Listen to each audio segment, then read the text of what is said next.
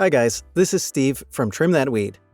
In today's video, we're going to talk about a washer that is not filling with water, its causes, and a quick fix for it.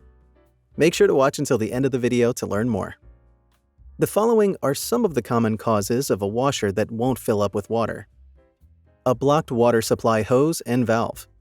A blocked water supply hose and valve will not be able to allow a smooth flow of water to your washer.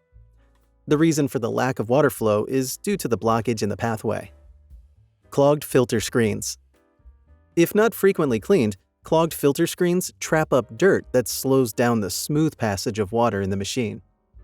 High or low water pressure. A high or low water pressure impacts the possibility of a leak. Now let's look at the best solutions that you can apply to fix this issue. Examine your water supply hose. This examination will act as a guide on whether the fault is in the water supply hose. Do this. Unscrew the attachment nuts and remove the hose. Remove the bolts, rings, and valves. Replace with new ones. Tighten and then turn on the water. Inspect the filter screens.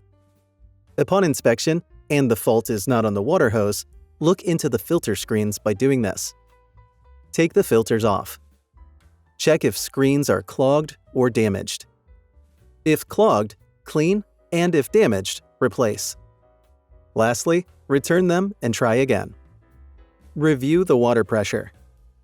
Do this by turning off the water supply outlet. Disconnect the cold and hot water lines. Hold them over a basin.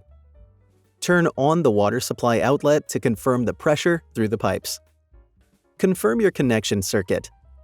Strictly ensure that all of your connections are accurate. Thanks for watching.